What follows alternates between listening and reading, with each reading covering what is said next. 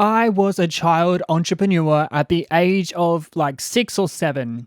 Big claim, I know, but if you don't believe me, just keep listening because on this episode, we're throwing back to some of the wild and crazy things that I invented as a child, and they're all basically food related because I am a food entrepreneur. Hello there, time travelers, and welcome back to another episode of Nostalgia and Nonsense, the podcast where we dive deep into the quirky throwbacks of the early 2000s and unforgettable nonsense and memories from my childhood. I'm Tylah Hill, your guide on this whimsical journey down memory lane. You can check back here every Tuesday where I'll be serving you up fresh episodes packed with all the nostalgia that you crave and a little dash of absurd, crazy stories from my childhood. Whether you're reminiscing about those iconic Y2K moments that had us all on edge, or whether we're just revisiting ridiculous fads that we thought would last forever, this is your podcast. Thank you so much for all your support and joining me. You can tap review and follow the podcast some more, and you can also join me over on my Patreon, which is called Internet Island. Basically, we have a lot of different chats on there. We have polls, extra content, and really expose myself to the world. That's over on my Patreon, Internet Island, so check the show notes if you want to join. Okay guys, it's time for a few laughs while we relive the past. This is Nostalgia and Nonsense. Let's hit rewind.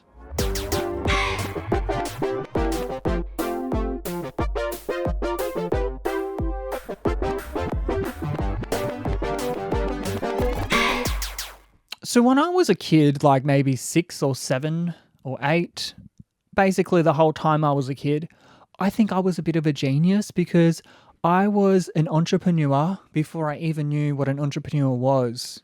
It all started one morning when I was trying to decide what cereal I should have for breakfast. I looked in the cupboards, there was Cocoa Pops and there was Rice Bubbles. While I do like Cocoa Pops, Rice Bubbles were kind of like the go-to for me because I would just stack a lot of sugar on it. So I reached down into the cupboard, grabbed the Cocoa Pops out, poured them into my bowl, only to find there was literally just the last little bit of Cocoa Pops left in the packet. And I thought, what the heck? What am I going to do with this? Have a little mini breakfast? A breakfast for rats? No. I want a nice breakfast before school. Start your day with some Cocoa Pops. And that's when my invention started.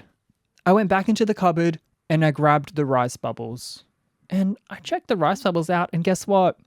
Only a few little crumbs in that too. So this is where my first invention started. I mixed the Cocoa Pops with the Rice Bubbles and there we go. That was my invention, which I called zebra spots. I realized now that zebras don't even have spots, but at the time I thought I was a genius. Mom, I want zebra spots. Should have to buy bloody both cereals so I can mix them together for my creation. And it's actually so good because it's like you love Rice Bubbles, but you also love Cocoa Pops. So why not both? It's actually so good, like chocolate milk, but also the nice complexity and freshful taste of Rice Bubbles.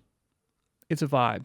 If you guys ever try zebra spots and mix your cereals together like that, let me know. Send me a pic of your zebra spots. Show me your zebra spots. So, if I ever worked for Kellogg's, I would get a zebra, this cute little zebra, and have spots on it. And I would put him on the box, and inside the box would obviously be Cocoa Pops and Rice Bubbles mixed together. And it would just be like a cute story about this zebra that didn't have stripes like the other zebras. He just had spots and he wanted to be himself and he just embraced it. It'd be such a cute story and the branding, I can already see it. So Kellogg's, if you want to sponsor the podcast or you want to invent the zebra spots and you want to, commission my invention, then just send me a DM. We can probably work out a price, a few million or something. Could really do with it. And never fear, my inventions didn't stop there.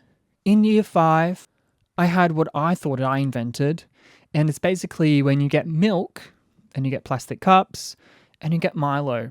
And basically you make a Milo, but here's the twist, you put it in the freezer. So it was frozen Milo cups.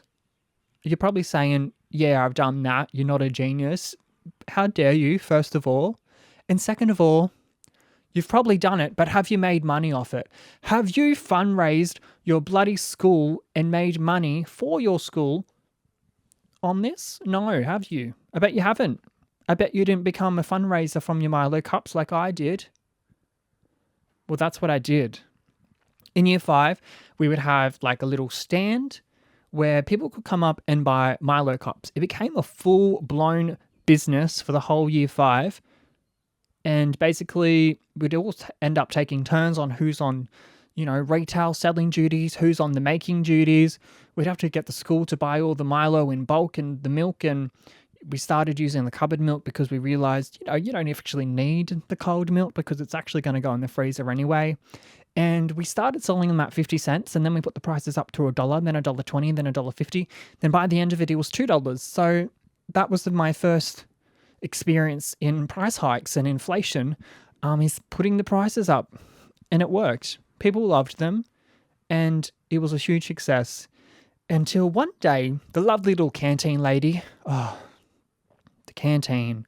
Also, do you guys call it canteen or tuck shop?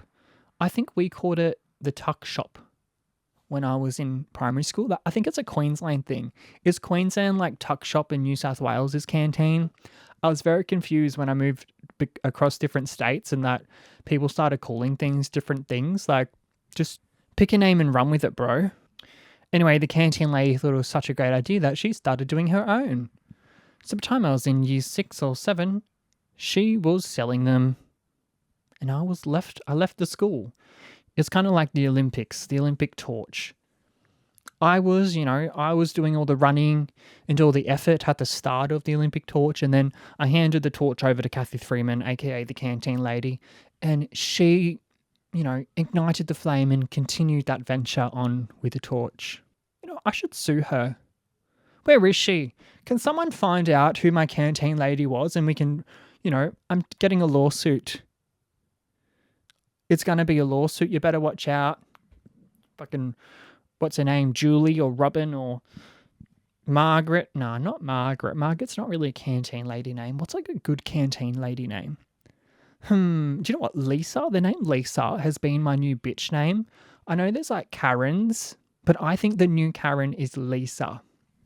I think Lisa's are cunts. Excuse my language. And also for the male version of a Karen, it's Peter or David. Oh, Peter, David, or Paul. Oh, Paul. Oh, you couldn't complain more if your name was Paul. That wasn't meant to rhyme. You couldn't complain more if your name was Paul. Okay, there was another invention that I probably can't fully claim either. Like, this one is jelly and custard, and the canteen lady, she actually did start this one, How the Tables Turn, and I kind of stole it off her. But basically, you get jelly and you put it in a plastic cup, and then you put custard on top of it. It's literally the most flavoursome thing in existence. I'm almost going to cry thinking about it. But jelly and custard cups are like, I need to go get jelly and make some now. I always forget about their existence. It's also a little bit of effort making it, waiting for the jelly to set. It takes so long. Who's going to invent like instant jelly? I guess you could just buy the cups already made, but it's not the point. I should be able to just make it myself at home instantly. It's probably like some science limitations, I'm guessing. No, but how does the jelly that's in the cupboard section at Woolies, how does that jelly not melt or not go gross? What else is in it that stops it from melting? My jelly, I have to put it in the fridge. If I don't put it in the fridge, it will just go all chuckle and wobbly. You get it? Jelly's chuckling and wobbly. Oh, aren't I funny? Not. Anyway, so that's some of my inventions, basically my food inventions from when I was a kid. But if you want to know more inventions, I might let you in on a few more secrets in another episode. Maybe I should do more of the businesses that I ran as a child. I ran a lot of businesses as a child, so maybe we could do that in another rep. If you made any weird food combinations or you invented something when you were a kid, let me know. Send me a DM or voice note over on my Instagram. You can find the link in the show notes. Pandemonium. I know what you're thinking. What possibly could a story be about to do with Tylah Hill and a possum? And this one started one morning. I had a nice, lovely sleep. And I woke up to the sound scratching. It was scratching and scratching. And I thought, where the heck is this sound coming from? So I jolt up out of bed, looking around my room, searching around, and there I hear it. There's one particular spot on my roof. There's a possum in my bloody roof. So I started just knocking on the roof. Maybe I'll get it out if I knock and scare it away. And then I started thinking, how did it even get in there in the first place? So I start searching outside the house. Where could a possum get inside your house? Where do they get inside? Like, I swear I do not have a single vent in my house that a possum could fit inside. And just for context, I'm going to play you guys the lovely sound that I heard when I had woken. I've actually recorded it for you. So here you are.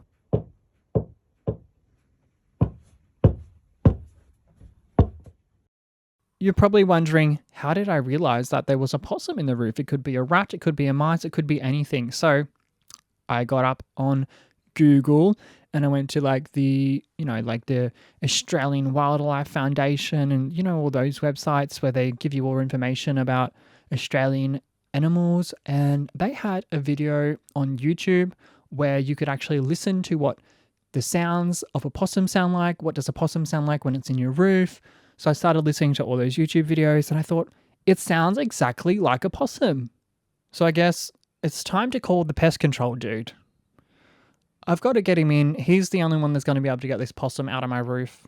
So I call him, he pulls up, and this was kind of a younger dude, maybe his first or second year, but he seemed like a huge expert. He came up and he started putting his ear against my roof, on the ladder and just really hearing in there. And he's like, yeah, you've got a possum stuck in your roof. So there's only really a few options. I can either put some baiting and stuff in there and, it's probably just going to die up there and it'll probably stink for a few weeks. Or maybe what I could try to do is try to find an entranceway into your roof. And I thought, I don't want a dead possum stinking my house out for weeks on end. Nobody wants that. So I said, mate, you're going in. You're going to get this possum out whether you like it or not. I was going to pay him anyway. So I'm sure he's got a possum out of a roof before. How does he get it out if he goes in? Isn't it just going to run away from him or attack him? Food. He probably lures it with food. So after looking around my house, he realizes there's not really a way that he could actually get into my roof or even be able to put his hands in my roof. He's looked all on my roof. He's like, there's something loose on your roof and that's where it's got in. He then tells me, I'm probably going to need to cut a hole in your roof. There's not really another way to go about this other than cutting a hole in your roof, sorry. All right, mate, you're the expert here. You can cut the hole in the roof. You get the possum out. You've told me there's a possum in there, so you go ahead and do what you need to do. Now, basically, there's a lot of stuff that I have on top of my wardrobe. Basically, I had a subwoofer, surround sound kind of speaker on there, and I don't know even why I put it up there, but there's also a lot of other stuff. So I had to move it so that he could get the access to the top of my roof better, so he could cut the hole, make some space for him. So I did. And as I did, I thought, crap, the sound of this possum's getting louder. It's right there. It's getting so loud. And then I realized that it wasn't a possum at all. This entire time, the sound had been coming from my surround sound. There was loose wires in my surround sound. There was no possum. I just called this pest control dude to come to my house to get a possum out. He told me that there was definitely a possum and there's been no possum at all. It's all been a lie. So while I'm realizing this, the dude's actually at his car. He's coming back with power tools to cut a hole in my roof.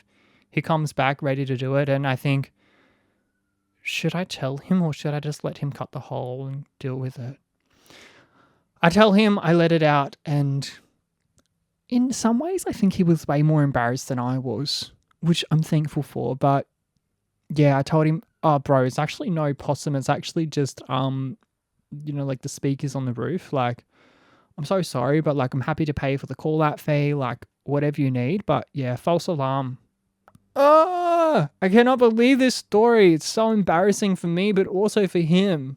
And the best part about the story is that I have a complete video with the sound and also with the visuals so you can see where everything was situated. So if you want to watch it, then just head over to my Patreon and join the Internet Island because I'm going to post it up on there. Surely, like, I'm not the only one that has, like, heard something that didn't exist. Am I psychotic? What if I'm psychotic? But if you want to make me feel better about this situation, or you've had a similar experience and you've heard something and you've convinced yourself that you could hear something but it didn't exist, let me know. Chuck me a DM, a voice note over on Instagram. Poor pest removal dude.